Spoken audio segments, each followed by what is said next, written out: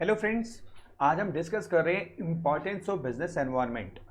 इससे पिछली वीडियो में हमने डिस्कस किया था बिजनेस एनवायरनमेंट क्या होता है, उसकी फीचर्स क्या होती हैं। अब मैं आपके साथ शेयर कर रहा हूं why is it so important.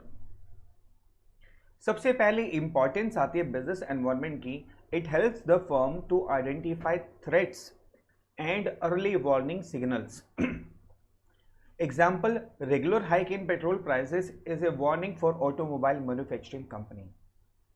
यानी कि अगर हम बिजनेस एनवायरनमेंट को एनालाइज कर लें तो इसका सबसे बड़ा फायदा क्या होता है, हमें पहले ही थ्रेट मिलनी शुरू हो जाती है। ये धमकी मत समझना कोई आके धमकी आपको देगा, मतलब सिग्नल्स आने शुरू हो जाते हैं कि भैया बदल जाओ बदल जाओ बदल जाओ।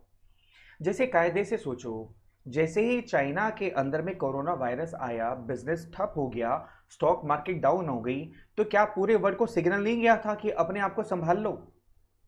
सोचो, क्या ये सिग्नल सबको नहीं मिल गया था कि भैया अगर यहां पर बाकी कंट्रियों में, मान लो भारत में भी लॉकडाउन हो गया तो कैसे काम किया जाएगा? बहुत से लोगों ने पहले ही प्रिपरेशन कर ली थी, अपनी ऑनलाइन बिजनेस सेटअप कर लिए थे। जितने भी लोग ऑनलाइन काम घर से कर सकते थे, सबने ही उस दौरान के अंदर अपनी सारी सेटिंग्स सेटअप कर ली कि कल को अगर हम घर से बाहर ना निकल पाए तो हमारे कामकाज कैसे चलेंगे। लेकिन ये केवल वही लोग कर पाए जो बिजनेस एनवायरनमेंट को अच्छे से समझते थे, जिन्होंने इस सिग्नल को कैच किया और समझ गए कि भैया फ्यूचर के अंदर अपने आप को बदलना है तो अभी से तैयारी शुरू कर दो। इसको बोलते हैं threats and early warning signals. अब जैसे जैसे आप पीछे देखो, पेट्रोल के प्राइसेस बढ़ रहे थे तो जितनी भी कार बनाने वाली कंपनी है उनको भी एक सिग्नल जा रहा था कि अगर प्राइस बढ़ गया पेट्रोल का तो कौन खरीदेगा यार। इसका मतलब दो चीजें हैं, या तो आप कार सस्ती बनाओ या फिर आप उसकी जो एवरेज है वो बढ़ाओ ताकि पेट्रोल की एवरेज कॉस्ट कम आए। तो सिग्नल हमेशा मिलते हैं। अब ये डिपेंड करता है आप बिजनेस एनवायरनमेंट को कितना एनालाइज करते हो और उसको यूज कितना करते हो। तो सबसे पहले इंपॉर्टेंस क्या है? Threat and early warning signals. दूसरा इसकी इंपॉर्टेंस है, it enables the firm to identify opportunities and getting the first mover advantage. आप हैरान होंगे, इस लॉकडाउन के पीरियड में भी, इतनी मंदी के पीरियड में भी बहुत सारी कंपनियां हैं जिन्होंने दबा के पैसा कमाया है। वर्ल्ड में टॉप पोजीशन पे पहुंच गई हैं कंपनियां। अपॉर्चुनिटी, ऐसा नहीं है कि मंदी आ गई, लॉकडाउन हो गया तो सब लोग घर बैठ करके सोच रहे हाय क्या करें क्या करें। जिन लोगों ने इस बिजनेस एनवायरनमेंट को समझा उन्होंने इस अपॉर्चुनिटी का फायदा उठा लिया भाई। सबसे ज्यादा फायदा उठाया जूम कंपनी ने। उसने देखा जब सब लॉकडाउन हो गए तो पढ़ाया लिखाया कैसे जाएगा, कोचिंग क्लासेस कैसे चलेंगी, एजुकेशन इंडस्ट्री इतनी बड़ी है भारत के अंदर में, वो कैसे चलेगी। जूम ने करोड़ों रुपए कमा लिए भाई साहब कुछ दिन के अंदर में, कुछ दिन में। रिलायंस को देख लो आप, रिलायंस ने बहुत अच्छा पैसा कमाया। फेसबुक ने रिलायंस में कितने हजारों करोड़ रुपए इन्वेस्ट करने के लिए कंफर्म कर दिया कि हम इतने हजार करोड़ रुपया इन्वेस्ट कर रहे हैं 5G के लिए, क्योंकि उनको पता है अब आने वाले फ्यूचर के अंदर में 4G कुछ नहीं करने वाला भाई साहब। 5G 6G 7G 8G भाई साहब 12G तक पहुंच जाएंगे ये लोग। इसलिए फेसबुक ने कहा भैया मुझे भी जिंदा रहना है तो जियो का हाथ थाम लो, अगर जीना है तो जियो को संभाल लो भाई साहब। सर अपॉर्चुनिटी भी आती है, ऐसा नहीं है कि बिजनेस एनवायरनमेंट में हमेशा थ्रेट ही आती है, ये ध्यान रखना। There is lacks of opportunity, आप उसको यूटिलाइज कर सकते हो। जो कंपनियों ने इसको समझा वो सारी कंपनियां घर बैठ के अच्छे से काम कर रही हैं और पैसा कमा रही हैं। सिर्फ जो लोग बोले अरे कुछ नहीं होता कुछ नहीं होगा देख लेंगे, आज वो घर बैठ करके सोच रहे हैं भाई क्या करें, बंदा आ गया, बिजनेस बंद हो गया, धंधा कैसे चलाए, उनको दिक्कत आ रही है। माइक्रोमैक्स का भी एक पुराना एग्जांपल बताता हूं। माइक्रोमैक्स ने भी ऐसी अपॉर्चुनिटी का फायदा उठाया। जिस समय सैमसंग और नोकिया आपस में लड़ रहे थे ना मोबाइल बेचने के लिए, तो माइक्रोमैक्स ने सोचा यार ये इतने महंगे मोबाइल बेचते हैं, उन लोगों का क्या बेचारे जो 3,000 4,000 का मोबाइल खरीदना चाहते हैं। माइक्रोमैक्स ने क्या किया, मोबाइल निकाले कम प्राइस वाले, 3,000 4,000 2,000 वाले। हर रिक्शा वाला, हर बंदा जो अफोर्ड नहीं कर सकता सबको मोबाइल बेच दिए और मार्केट का एक बहुत बड़ा शेयर कैप्चर कर लिया। तो सर अपॉर्चुनिटी हर जगह है, सिर्फ निकालने वाली बात है, उसको समझने की बात है। और ये बिजनेस एनवायरनमेंट हमें बड़ी सिग्नल देता है, भाई अपॉर्चुनिटी है, कैच कर लो। आपको याद होगा जब मैंने चैप्टर स्टार्ट किया था तो पहला वर्ड ही बोला था, full of threats and opportunities. तीसरा, it helps in improving performance. देखो परफॉर्मेंस को इंप्रूव करना ही पड़ेगा, नहीं तो आप बिजनेस के जो चेंज आ रहे हैं उसके हिसाब से अपने आप को बदल नहीं सकते हो। बिजनेस में जो चेंजेस आ रहे हैं उसके हिसाब से अगर आपको बदलना है तो आपको अपनी परफॉर्मेंस को इंप्रूव करना होगा। और बिजनेस एनवायरनमेंट आपकी मदद करता है कि आप अपने आप को इंप्रूव कैसे कर सकते हो, अपने आप को बेटर कैसे कर सकते हो।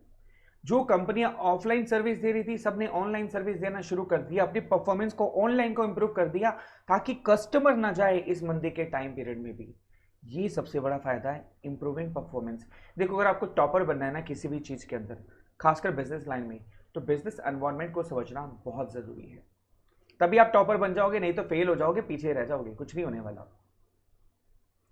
It helps in coping with rapid changes, competition, फैशनवा, नंबर ऑफ कस्टमर्स, टेक्नोलॉजी, भैया सब में चेंजेस आएंगे ही आएंगे। आप कॉम्पिटिटर को नहीं रोक सकते सर, फैशन को बदलने से नहीं रोक सकते, कस्टमर्स को नहीं रोक सकते, टेक्नोलॉजी को नहीं रोक सकते। सिर्फ क्या कर सकते हो, अपने आप को कोप अप कर सकते हो, सामना कर सकते हो।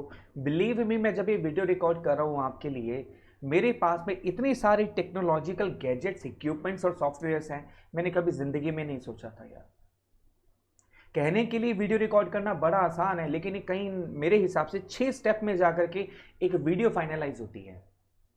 मतलब जब मैं अपनी पीपीटी को, अपने स्क्रीनिंग को सॉफ्टवेयर के साथ बिल्ड करता हूं तब ये वीडियो रिकॉर्डिंग होती है, कैमरा ऑन होता है, साथ में माइक ऑन होता है, रिकॉर्डिंग होती है। रिकॉर्डिंग होने के बाद कटिंग होती है इसकी, कुछ पार्ट कट किए जाते हैं जो गलत रिकॉर्ड हो जाते हैं, उसके बाद इसको फिनिशिंग की जाती है। उसके बाद इसकी एक स्टेप और होता है जिसके अंदर कंप्रेशर किया जाता है। इसको कंप्रेशर करने के बाद इसको फिर हम, सारे स्टेप्स यही बता दूं, बहुत सारे स्टेप्स, यानी 6-7 स्टेप में जाकर के एक वीडियो फाइनलाइज होती है माय डियर। लेकिन ये चेंजेस लाना जरूरी है, अगर मैं कॉप अप नहीं करूंगा इन रैपिड चेंजेस से तो पीछे रह जाएंगे हम लोग। Is that clear? तो ये बिजनेस एनवायरनमेंट हमें हेल्प करता है कोप अप करने के लिए, जिसकी वजह से हम इन रैपिड चेंजेस को एक्सेप्ट कर पाते हैं। टॉपर बनना है तो करना ही पड़ेगा ना। It helps in assisting in planning and policy formulation, चाहे वो रिसोर्सेज हैं चाहे वो थ्रेट हैं, आप प्लानिंग अच्छी कर सकते हो और बेटर पॉलिसीज बना सकते हो अगर आप बिजनेस एनवायरनमेंट को समझ पाओ।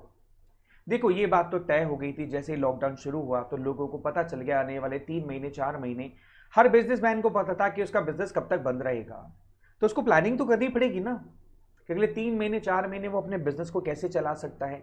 चलो चला नहीं सकता, इंप्रूव कैसे कर सकता है, चेंजेस कैसे ला सकता है, नई चीजें कैसे इनकॉर्पोरेट कर सकता है, पुरानी चीजों को एनालाइज कर सकता है, पुराने अकाउंट्स को फाइनलाइज कर सकता है, बहुत चीजें हैं करने के लिए। तो यानी बिजनेस का एनवायरनमेंट का सबसे बड़ा फायदा क्या है कि आप प्लानिंग बेटर वे में कर सकते हो, अपनी पॉलिसीज को बड़े अच्छे तरीके से फॉर्मुलेट कर सकते हो, बना सकते हो, अपने अवेलेबल रिसोर्सेज को अच्छे से यूज कर सकते हो और थ्रेट को मिनिमाइज कर सकते हो और टॉपर बन सकते हो। समझ गए मेरी बात? अगर आप थ्रेट को मिनिमाइज करोगे, रिसोर्सेज को प्रॉपर यूज करोगे, तो आप क्या बन जाओगे? टॉपर। अगली लास्ट इंपॉर्टेंस आती है, it helps in tapping useful resources. अब टैपिंग का मतलब होता है टैप, टूटी जिसको नलका बोलते हैं, जिससे आप पानी निकालते हैं।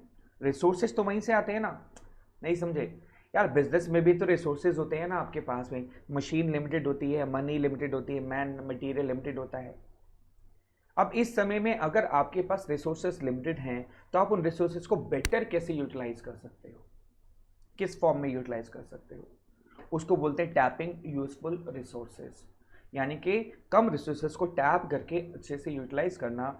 ये बिजनेस एनवायरनमेंट से ही समझ में आता है कि आपके पास जो भी मशीन अवेलेबल है, पैसा अवेलेबल है, लोग अवेलेबल हैं, मटेरियल अवेलेबल है, आप उसको बेटर कैसे यूटिलाइज कर सकते हो, and how you can use the importance of business environment and how you can become the topper। बेटा ये सारे नोट्स को लिख जरूर लेना अपनी कॉपी में, मेरी बात ध्यान से सुन लो। ये मत सोचना कि नेक्स्ट टाइम वीडियो सुनोगे तो उसको नोट कर लोगे, अभी लिख लो, अगली बार सुनने में और मजा आएगा और समझ में आएगा। अभी नोट जरूर कर लेना अपनी नोटबुक के अंदर। चलिए याद करते हैं इसको और बन जाते हैं फिर से एक बार टॉपर।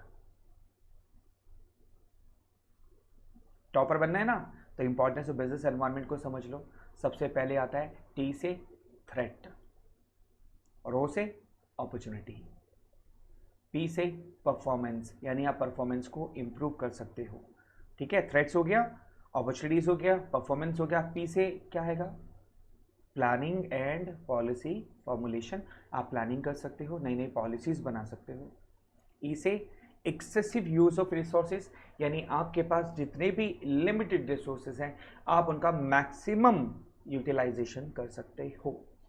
और आर से रैपिड चेंजेस के साथ कोप अप कर सकते हो, डेडलाइंस को मीट आउट कर सकते हो, और इस बदलते एनवायरनमेंट के साथ आप फ़ायदा उठा सकते हो और आप टॉपर बन सकते हो। ये थी इम्पॉर्टेंस ऑफ बिजनेस एनवायरनमेंट। ठीक है, चलो टेक केयर। नेक्स्ट वीडियो में एक अच्छे से टॉपिक के साथ, मस्त टॉपिक के साथ, ऐसे ही स्टोरी के साथ मिलते हैं। Take care, bye bye.